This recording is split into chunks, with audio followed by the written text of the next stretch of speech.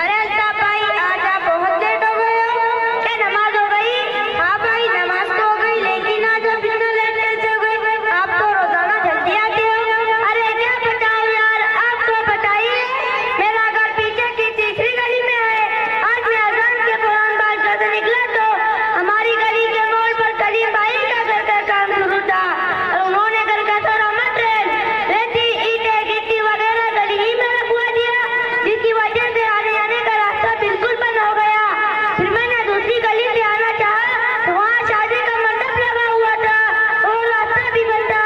फिर मैंने तीसरी गली से आने की कोशिश की तो वहाँ शादी का खाना शुरू था और रास्ता भी बिल्कुल बंद था। फिर मैं जैसा तैसा करके हम यहाँ आया हूँ। अब आप ही बताइए मैं कैसे जल्दी आता? अरे हाँ यार, हमारे यहाँ जब कोई घर बनाता है या शादी भी होती है तो रास्ता इस तरह से बंद किया जाता है कि आने जाने को भी रास्ता नहीं रहता, जिसकी वजह से बहुत तकलीफ होती है। काफी किसी बीमार को हॉस्पिटल ले जाना पड़ता, किसी को अर्जेंट काम होता है, किसी को नमाज को जाना रहता, लेकिन रास्ता बंद होने की वजह से हम वक्त पर नहीं पहुँच पाते। हमें इसके बारे में इमाम साहब से पूछना चाहिए कि रास्ते को बिल्कुल बंद कर देना कि आने जाने वालों को तकलीफ हो, क्या है जायज है? चलो हम चलकर इमाम साहब से पूछते हैं।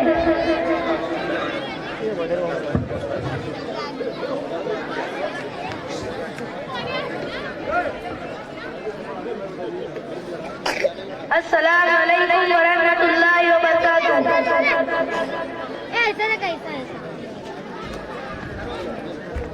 वालेकुम अस्सलाम व रहमतुल्लाहि व बरकातुहू। और साथियों, कैसे हो? कैसे आना हुआ? हम सब ठीक है। हम आपसे एक मसला पूछने आए हैं। आप पूछो। इमाम साहब, मसला ये है कि हमारे यहाँ अक्सर ये देखने में आता है कि जब कोई नया घर बनाता है या शादी ब्याह का प्रोग्राम होता है तो रास्ते को इस तरह से बंद कर दिया जाता है कि आने जाने का रास्ता भी नहीं रहता। क्या ऐसा करना हो, रास्ते को बिल्कुल बंद कर देना जिससे लोगों को तकलीफ हो, क्या जाए? माशाल्लाह, आपने बहुत अहम मसला पूछा है। इस तरफ लोगों का ध्यान ही नहीं जाता। सबसे पहले तो मैं आपको शादी के ताल्लुक से बताता हूँ।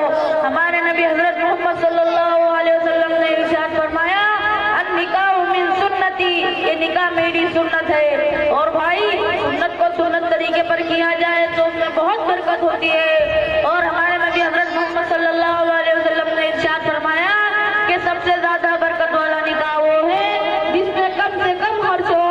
और उलमा इकराम भी बार बार इसी बात को बयान कर रहे हैं और लोगों से गुजारिश कर रहे हैं कि निकाह को सादगी से किया जाए।